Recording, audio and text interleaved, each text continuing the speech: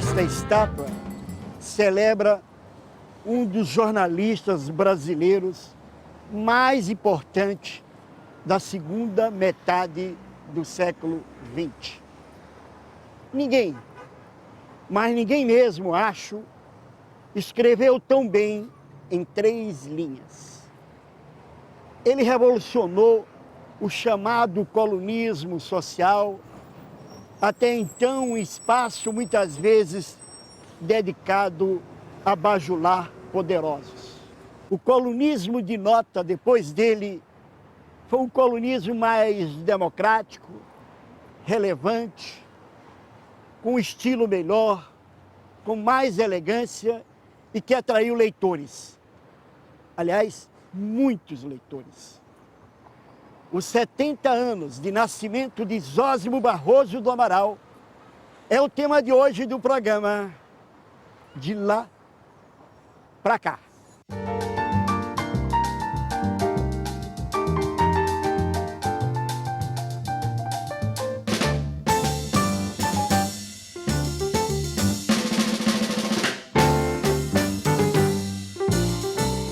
Enquanto houver champanhe, há esperança. Com essa frase, Zósimo celebrava a boa bebida, a boa comida, as festas, as mulheres bonitas, os homens bem vestidos, o brilho, enfim. Mas como não há mal que sempre dure, nem bem que nunca se acabe, até disso ele enjoou.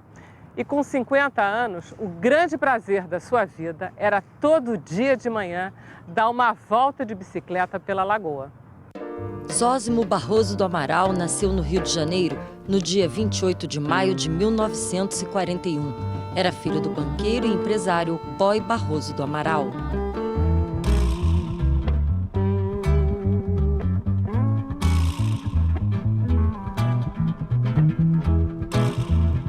Quem foi seu pai? Explica pra gente aí. De onde ele veio, como é que foi isso? Sua família, a origem? Não, meu pai acho que é um típico carioca, é um sujeito que nasceu no Rio de Janeiro nos anos 40 e contava que jogava futebol na rua, em frente de casa, dizia que pescava peixe na lagoa, peixe de 2 palmos, coisas que tem que sempre desconfiar, mas enfim, ele era um rio que proporcionava alguma coisa que eu acho que o Rio de hoje talvez não proporcione mais. E ao mesmo tempo era uma pessoa bem nascida, com interesses diversos e que acabou caindo no jornalismo por uma circunstância da vida e acabou se dedicando àquilo de corpo e alma, virou um jornalista... Estupendo jornalista. Zósimo abandonou a faculdade de Direito e foi para Paris, onde morou por 2 anos. De volta ao Brasil em 1963, arrumou emprego no jornal O Globo, onde foi correspondente esportivo e colaborador na coluna de Carlos Swan.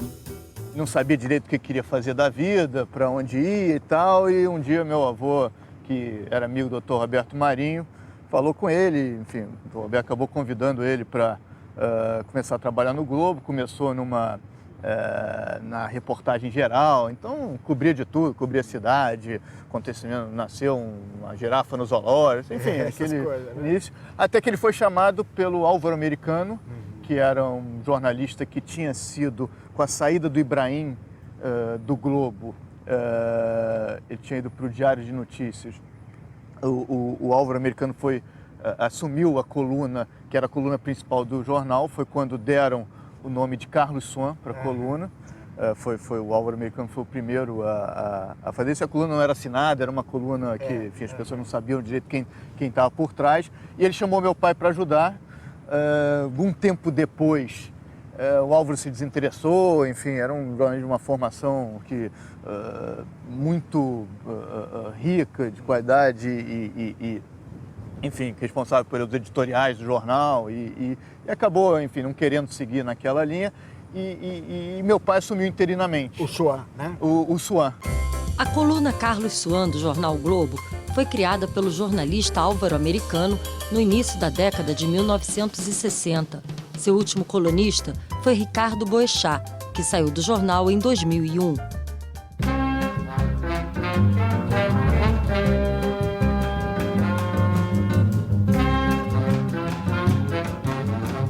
Ricardo, você era muito amigo do Zósimo, né? Eu era muito amigo do Zósimo. Nós tínhamos uma relação um pouco acima de uma amizade normal. A gente se falava por dia 4, 5, 6, quem sabe 10 vezes. E tinha uma coisa engraçada, quer dizer, eu como naquela época dormia muito tarde, consequentemente também acordava tarde, eu tinha um despertador diário, não importa o lugar do mundo que eu estivesse. Quer dizer, era o Zósimo me acordando. Ele queria saber como tinha sido a noite anterior, e aí começava, era a primeira conversa, uma sequência que se repetia durante o dia diversas vezes. Como é que ficava essa relação entre você ser tão amigo dele e ser fonte primária dos acontecimentos da noite do Rio de Janeiro? Mas isso aí eu não saberia explicar exatamente, foi uma coisa que aconteceu. Acontece que essa relação com o Zósimo é que a gente meio se completava no seguinte sentido. Um determinado momento, que ele estava já não tão muito animado para os acontecimentos do dia a dia, ele me usava como o complemento daquilo que ele não tinha estado presente e tudo mais tal. Em 1969, Zósimo aceitou um convite para assinar uma coluna com seu próprio nome e foi trabalhar no Jornal do Brasil, que na época era o maior jornal do Rio de Janeiro.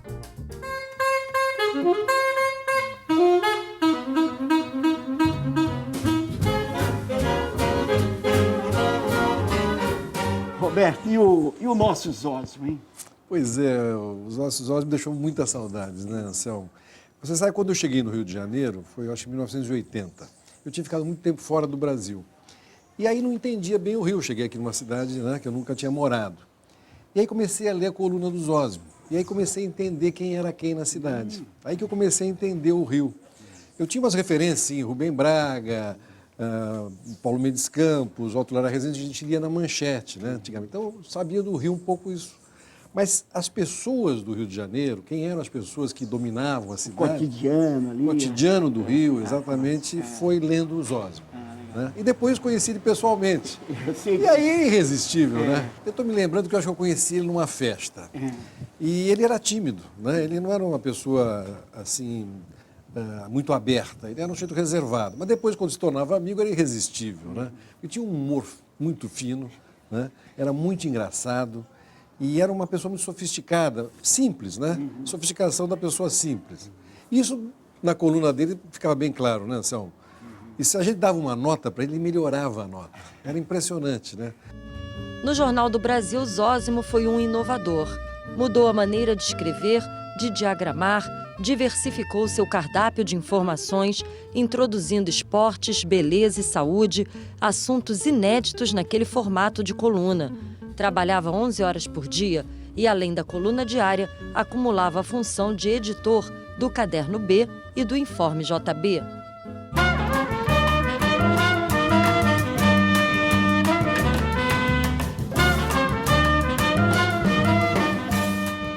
Paulo, você é fonte e amicíssimo do Zósimo. Quando é que começou essa história? Eu tinha 20 e poucos anos, o Zósimo devia ser 10, 11 anos mais velho do que eu.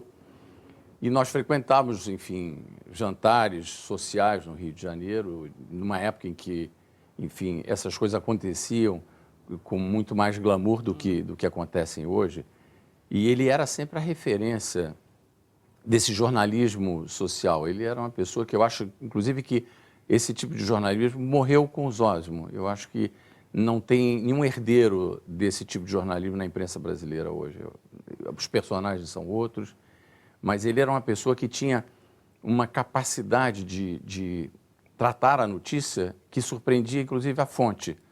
Eu, por várias vezes, me vi, enfim, surpreendido por ele quando dava a ele alguma notícia e, no dia seguinte, eu lia a notícia que eu tinha dado na véspera, na coluna, e a história era outra, porque ele tratava a notícia que a fonte dava de uma maneira que ele melhorava a notícia, né? Ele despertava no leitor uma curiosidade enorme.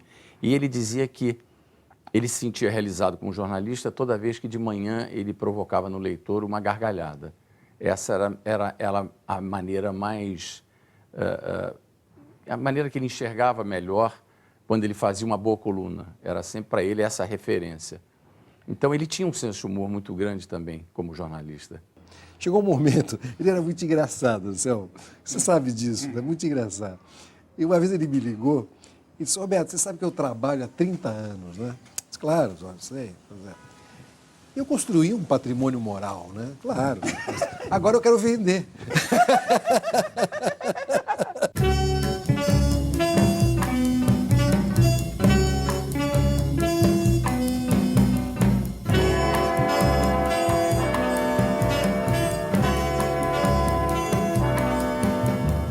Fernando, fala dessa relação Zósimo, Rio de Janeiro.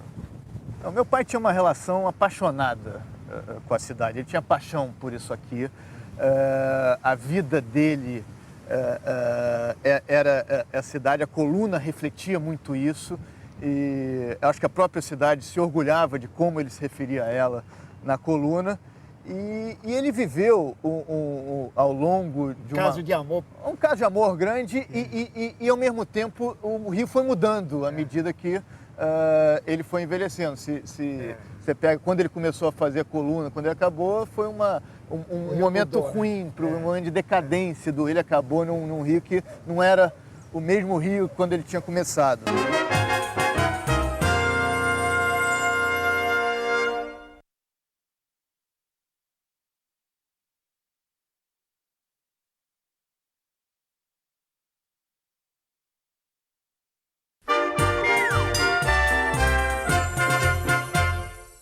Anselmo, você disse que o Zósimo escrevia como ninguém em 3 linhas. Olha, nós estamos aqui na sua sala, na redação do Jornal o Globo, eu estou vendo a sua coluna e você também faz isso há anos, 40 anos, você escreve em 3 linhas. Eu tento, mas o Zósimo era campeão, era craque nisso. Porque é o seguinte, é evidente, né, Vera, que escrever pouco e dizer tudo é muito mais difícil do que você escrever muito, né? E você vê essa dificuldade hoje, fica muito mais clara com esses tweets, né? Porque o tweet tem uma limitação de 140 toques. 99% das pessoas não consegue dizer o que gostaria de dizer com essa limitação de espaço. Então, a arte do colunista e a arte do Zósimo foi tentar contar tudo desse tamanho. A sua coluna é mais ou menos do tamanho da dele. Mais ou menos. São 10.700 notas por ano. Nossa. A coluna sai 365 dias por ano. E para você colocar 15, 20 notas aqui, você precisa trabalhar com o universo de uma 100. Por quê? Que aí porque é a mistura que dá o sabor, né? Isso também, Zósimo era craque. Zósimo era capaz de colocar aqui uma nota relevante, mas abrir uma coluna com uma coisa aparentemente banal, uma cena da cidade, mas com uma graça, com um encanto que as pessoas por ali embarcavam e até a nota relevante. Mas olha, já aconteceu com você, que eu já vi com ele, acontecia também. Uma notícia assim de primeira página, caiu o ministro... Como é que vocês fazem com a redação inteira do jornal competindo? A gente esconde. Anda por aí cantando na redação. Porque, na verdade, assim, o jornal estimula essa concorrência pelo furo. O jornal não só estimula que gosta de furar outros jornais, mas estimula que internamente cada um procure superar o outro, no sentido positivo, no sentido de você ter uma grande notícia e torcer para que seu companheiro ao lado não descubra, né? E que você coloque essa notícia já no último momento e avise, olha, você não tem, eu tenho. Zósimo tinha as informações sempre de primeira mão. Noticiou, por exemplo, uma plástica que a duquesa de Windsor faria com Ivo Pitangui, antes mesmo do cirurgião saber que era o escolhido. Uma característica das colunas foi trazer a notícia para dentro da coluna social, sair um pouco só do mundano, dos jantares, etc. e tal. E eu acho que ele foi um passo além. Quer dizer, além da notícia, ele incluiu uma diversidade de assuntos culturais, esportes, Você se lembra economia. de algum furo dele da época? Teve um furo importante que foi a venda das ações da Volkswagen, as ações que o Grupo Monteiro Aranha detinha na Volkswagen para o governo do Iraque. Foi um furo de primeira página. Nesse caso, a nota transcendeu, a notícia transcendeu a coluna. E aí foi um pouco... Teve que mudar na última hora a edição do jornal e aí acabou sendo a primeira página grande que ele emplacou naquela vez. É verdade que a coluna do Zósimo era a coluna mais lida e era a primeira coluna que todo mundo lia? Era. Durante muitos anos, enfim, no período Jornal do Brasil, e mesmo na época do Globo também, ele era a referência do jornalismo no Rio de Janeiro e no Brasil. Eu acho que ele era a coluna que mais influenciava. E ele era uma pessoa que ser personagem da coluna conferia um status para a pessoa. Então, ele era uma pessoa muito assediada, né? E ele sabia diferenciar, inclusive com os amigos, não bastava ser amigo dele para ser personagem da coluna, porque ele diferenciava. Ele disse, eu tenho amigos que não são personagens da coluna. Então, ele tratava aquilo com rigor, quer dizer, ele sabia diferenciar e ele tinha também consciência do poder que ele tinha na coluna. E ele fazia muita graça com isso, porque ele, de fato, ele também não se levava a sério, não. Zósimo criou frases que ficaram famosas como: brega é perguntar o que é chique, chique é não responder. Fala um pouco dessa coluna do Zósimo, como ela conseguia ser aceita, né? Em todos os salões, né? Verdade. Da Casa Grande à Senzala, vamos supor assim. Né? As pessoas mais simples, não qualquer pessoa, ao jeito mais sofisticado. Todo mundo lia a coluna do Zósimo, qualquer empresário. As pessoas já começavam o dia pela coluna do Zósimo, até por causa dessa característica dele de fazer o leitor rir, fazer o leitor se sentir bem, ou ter uma fofoca, né? Inventava aquelas histórias, fulano com a fulana, não sei o quê, tal, não dava nomes, né? Deixava sempre Uma vez, eu estou me lembrando, eu estava namorando uma moça que morava no exterior. E ela ainda estava casada. Você acredita que ele deu uma nós, Roberto, tal, com a fulana, no Batomuche, em Paris, não sei o quê. Marisol, o que é isso? Não, isso é uma grande nota. Mas ele era irresponsável, às vezes irresponsável Nesse até. sentido, né? Porque ele se divertia também. Durante a ditadura militar, Zósimo foi preso 2 vezes. Primeiro, revelou em sua coluna que o ministro do Exército, general Aurélio Lira Tavares, havia sido empurrado por seguranças do ditador paraguaio Alfredo Stroessner. Tempos depois foi preso novamente por dizer que um coronel tinha visto 3 vezes a peça Tem Banana na Banda, com Leila Diniz. Foi preso no batalhão da Polícia do Exército, na Rua Barão de Mesquita, e quando ele entrou na cela, tinha um advogado chamado Walter Bell, hoje advogado, na época ele era um líder estudantil que tinha sido preso recentemente, mas e outras pessoas, e a primeira coisa que perguntou, companheiro, bem-vindo, qual é seu nome? Ele falou, Zósimo, mas não é o Zósimo Barroso Amaral não, né? Eu disse, não, sou eu mesmo. E aí ele se vira para os outros, na cela e falou, eles enlouqueceram, estão prendendo a eles mesmos. Porque não passava pela cabeça de ninguém, o colunista social era muito identificado com a elite, o establishment, quem mandava. O comunista, né? Pô, estão prendendo a eles mesmos. O problema de Brasília é tráfico de influência, enquanto do Rio de Janeiro é a influência do tráfico.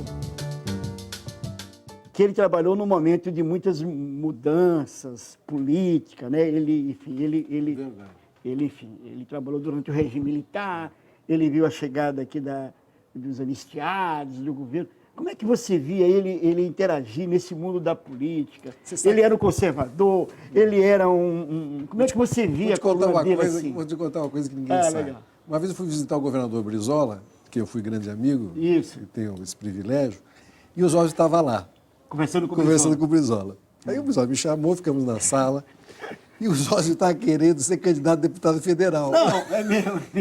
Ou o Brizola estava convencendo ele de ser candidato. E realmente ele teve muito tempo, ele tinha fascínio pela política.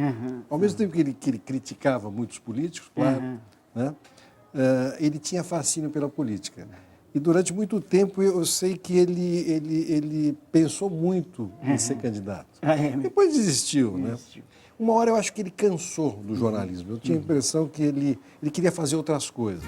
Em 1993, Zósimo voltou para o Globo como colaborador de Álvaro Americano, titular da coluna de Carlos Suan. Na ocasião, Ele disse que trocava de emprego por estar quebrado financeiramente e por não resistir à proposta oferecida. Ele passou muitos anos no Jornal do Brasil, assim, grande parte da carreira dele foi no Jornal do Brasil. Ao longo do tempo, o jornal entrou numa certa decadência, a partir dos anos 80, e ele manteve uma lealdade muito grande com o jornal e ele tinha uma relação muito próxima com a família Nascimento Brito, proprietária do jornal, o que fazia com que qualquer mudança, qualquer ideia de mudança fosse muito difícil, angustiante. Angustiante.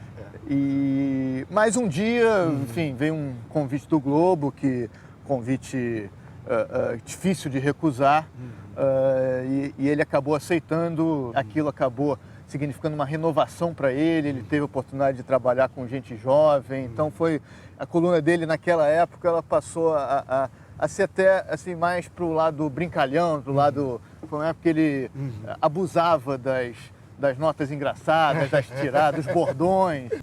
Quem não deve, não treme. Ele acabou ficando com problemas com a bebida. Você acha que isso tem a ver com o tipo de vida que ele levava? Eu acho que isso começa na vida social que ele começou a ter. Ele era compulsivo. Quer dizer, como ele era uma pessoa muito intensa, ele era um sujeito que chegava numa festa e grande bebedor de champanhe, dos maiores bebedores de champanhe que eu já conheci. Então, os olhos eram um sujeito que não se contentava com pequenas doses, ele sempre ia um pouco acima, mas, curiosamente, um comportamento sempre muito elegante, quer dizer, ele não deixava absolutamente cair. Ele tentou várias, enfim, medidas para resolver esse problema, acabou finalmente indo para o AA. Ele fez uma temporada de AA que fez muito bem para ele, ele parou totalmente de beber. Infelizmente, ele foi pego no contrapé e justo no momento em que ele estava feliz porque tinha superado o problema do alcoolismo, ele, enfim, foi diagnosticado com uma doença terminal que, do momento em que foi diagnosticada a doença, a morte dele, foram 60 dias. Zósimo teve câncer no pulmão e foi tratar a doença num hospital em Miami, Estados Unidos, mas não resistiu. Morreu no dia 18 de novembro de 1997, aos 56 anos de idade. Como é que você vê esse sucesso na imprensa brasileira desse tipo de colunismo, enfim, que o Zósimo fez tão bem, né? É muito interessante o que você está me perguntando, porque acho que é uma das coisas muito características do Brasil, esse tipo de jornalismo, né? A primeira página você olha assim e tal, tem aquelas coisas, digamos, gerais, né, do país, mas uma nota bem dada sobre uma pessoa, ou sobre uma empresa, ou sobre um político, né, ela marca. Fernando, o Zósimo, enfim, em 28 anos de coluna, escreveu cerca de 170 mil notas, né? E você selecionou algumas aqui. Enfim, eu queria que você lesse pra gente aí. Vou ler duas aqui. Estão de namoro firme a atriz Suzy Rego e o ator Paulo César Grande. Se vierem a casar, aconselha-se, contudo, que não misturem os sobrenomes. Outra aí. Prosa e verso. Depois de uma certa idade, o homem, da cintura para cima, é poesia. Da cintura para baixo, prosa.